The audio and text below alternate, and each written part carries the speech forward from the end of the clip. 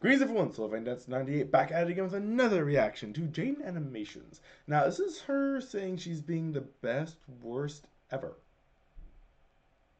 Well, okay, sounds like a fun place to go. Man, I'll never be able to throw a baseball like Ruth. He's got so much more skill and talent than me. It's like he was born to be a pitcher. If I could throw like him, I'd be so happy.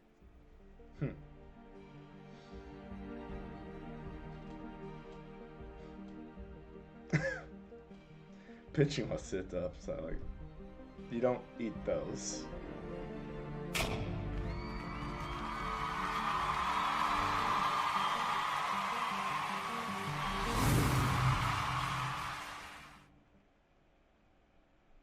Man, I'll never be able to throw like Mason. Self-improvement. Seems like a simple con- But you, like, gold medal, but you, there's always someone better, I guess. concept. And what I've been learning the more I look into it is that, no, it's not. It's all over the place, and everyone has some sort of struggle with it at one point or another, and it can be a nightmare. It's like falling from a tree. There's so many different branches you can get smacked by. Then I want to talk about it. Self-improvement is extremely important to me. Out of all the personal values I stand by, it's the one I actively think about the most. Multiple times a day, I'll end up having some sort of checkup with myself to analyze if I'm doing enough to satisfy my self-growth quota. What can I change to do better? Am I pushing myself? This isn't good enough yet. Why does everything I do look like shit? And that's the thought pattern I and a lot of people can start to spiral into. The concept of self-improvement is really positive and inspiring. Keep on working to develop yourself and you'll become a better person you could ever dream of. You can do anything you set your mind to. Go get 'em, Tiger. Yeah, woo! That sounds great. Except, there's also this one complication where some people start having unrealistic expectations and an unhealthy mindset, and when they disappoint themselves after their inevitable failure to reach their unrealistic goal, it cuts them so deeply that it impacts their self-worth right to the core of their being. Woo. I struggled with that one. That is, quite the detailed breakdown there, Jaden. I feel like you might need a talk with someone about that. It's a lot. The I can never be satisfied with what I'm doing and don't think I deserve any recognition branch. Just a bad case of imposter syndrome, pretty much. Well then. Explain what that is, but I don't think I'm qualified enough to do that. There are much better YouTubers than me who are much more deserving of my position, and I don't think I'm worthy of people paying attention to what I say because my content isn't good enough, and I really want to be able to play this really intense piano song because I've never done anything at that difficulty before, and I'm gonna push myself out of my comfort level.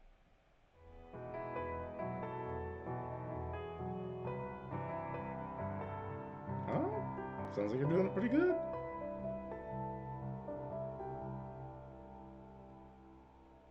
Huh. Well, it must have been actually too easy. I mean, it's not that great of an achievement. There's much better out there. Man, I suck! No, you practiced for weeks. You earned this. You should be able to be like, yeah, you know what? I'm friggin' great, and I deserve to feel at least a sliver of satisfaction for myself here. You idiot. When you're constantly looking for the next bar to hit, you can blind yourself to how far you've come. It's alright. You can actually be proud of yourself without being a cocky douchebag. I mean, cocky douchebag. Let's go with that. Since I value improvement so much, any sense of satisfaction with something would make me worried that I was settling and I wouldn't push myself anymore. Hindsight is 2020, and I'm able to see how actually super toxic and damaging that thought process was. I wasn't pushing myself out of passion like I thought I was. It was all just a disguise. Let's see who the culprit really was. What? Oh no! It was actually pushing myself too hard out of blind fear of becoming. I like how Ari's the Scooby-Doo one of that. Oh, man. I'm trying to remember her other friends. Wait, square glasses. Don't tell me she put Jan in there or Wolfie in the guise of Daphne. Oh, God. Complacent. I got jinkied. Self-improving also pertains to self-help. You can't grow as a person when you're holding a whip to yourself. Can you whip yourself? I looked it up and ended up on a page I didn't want, but these... Just put caution tape all. Only thing I can say is if I ever find this, I'd just be like, well then, there are some interests out there. analogy stands. You know that SpongeBob episode where SpongeBob was like verbally abusing his snail and then it ends up exploding? This is your brain on negativity. Any questions?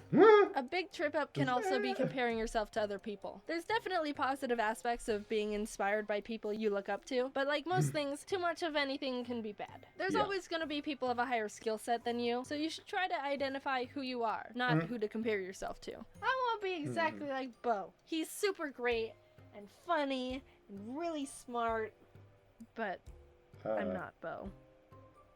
I'm such a failure. If everyone compared their skill sets to each other in order to calculate how much skill and potential they have, then all infant children should just give up on everything. You think time and practice is gonna help you improve your drawing ability, baby? Well, think again. You suck right now, so you might as well just throw in the towel, you pathetic little waste of diapers. Look at your drawing compared to Van Gogh. You call those sunflowers? Psh, this scribbled mess shows no potential of improvement in the art field.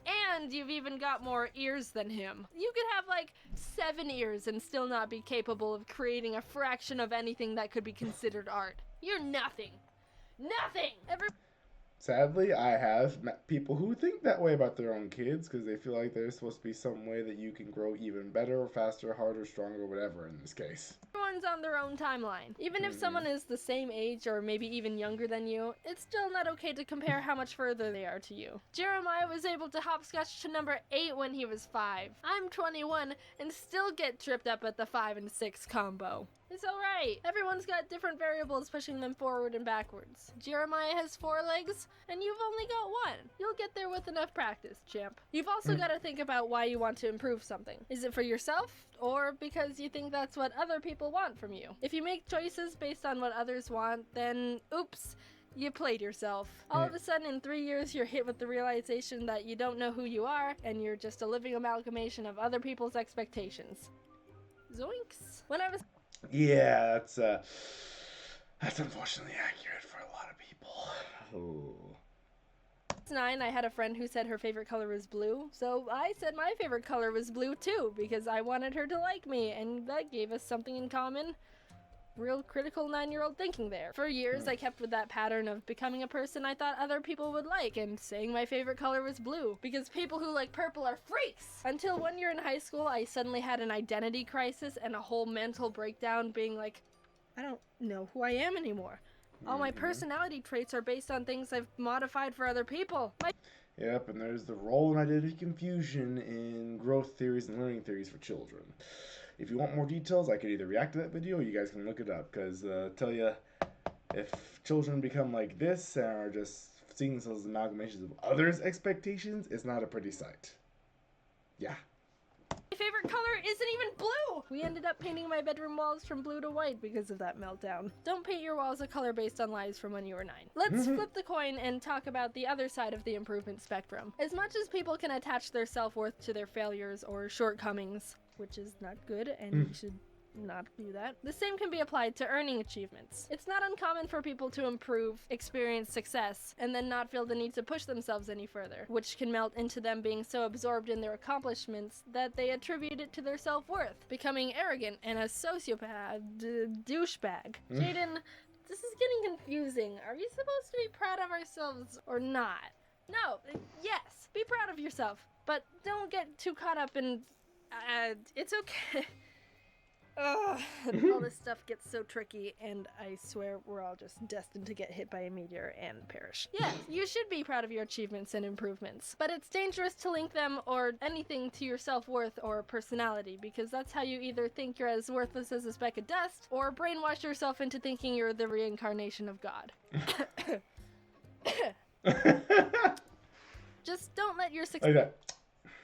Well. Success/failure meter affect your personal behavior meter, and it'll be fine. I've asked a bunch of my friends on their opinion on what to do in situations when you've gone off the deep end and think you're all that in a bag of success chips, and we all agreed it just comes down to self-awareness. When you're surrounded in a mist of your own success and so high up on a horse that you can't hear the echoes of reality, stop The only person that can make a difference is your own reality check and desires to change. There's also a tendency for successful people to be surrounded by yes men and people who will always agree with everything. Isn't that right?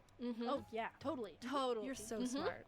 God, she's always right. So it can be really difficult to get that win. Case in point. But yeah, if you look at most like restaurant improvement, hotel improvement shows, or anything like that, like whether it's like Extreme Makeover, Bar Rescue, Kitchen Nightmares, there's a lot of people who've thought, oh, I opened up a restaurant.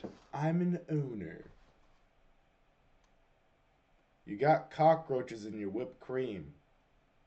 There's rat droppings in your mashed potatoes. Your meat's turned green and is walking on the ground. You're an owner, but you're not a good owner. But I'm still an owner. You're doomed. Yeah, it's like everything said, there's a fine line between it. You gotta find where you can be proud of your accomplishments, but not to where it takes over yourself. Like, you can't become the, I've got 14 gold medals and a gold trophy from becoming a master martial artist. I can ride this success at age 45 to retirement.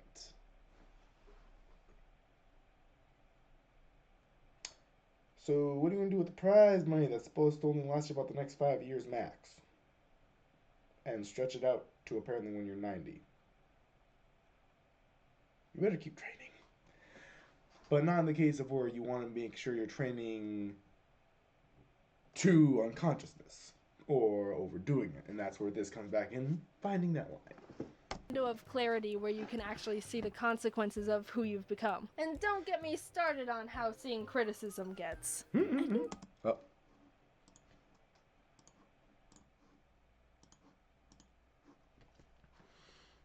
Okay, well, with that out of the way, back to the video. You could move the eyes down more. They're a bit...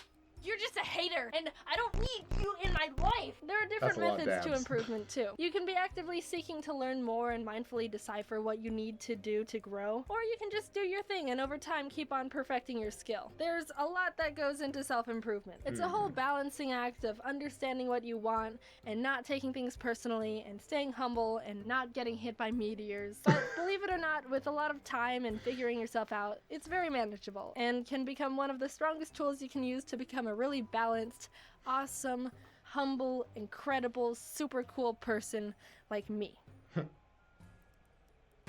Hey, thanks for being here. The end of the video. Oh god, all Jaden. Oh wow, nice. Griffin Knight. I mean, not alive. Well, like, it's good that you're alive, but I'm not particularly thanking you for that.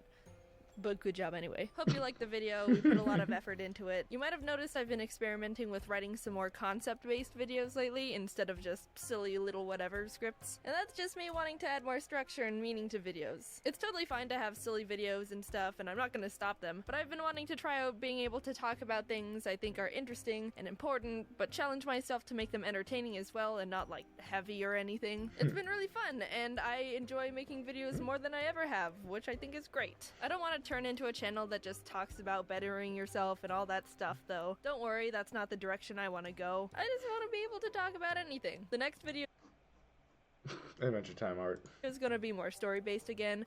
Spoilers. Yeah, well, talk to you later. Bye. That was fun.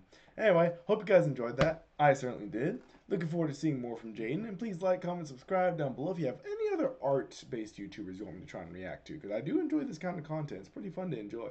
In the meantime, you guys take care. I'll see you on the next video. Bye!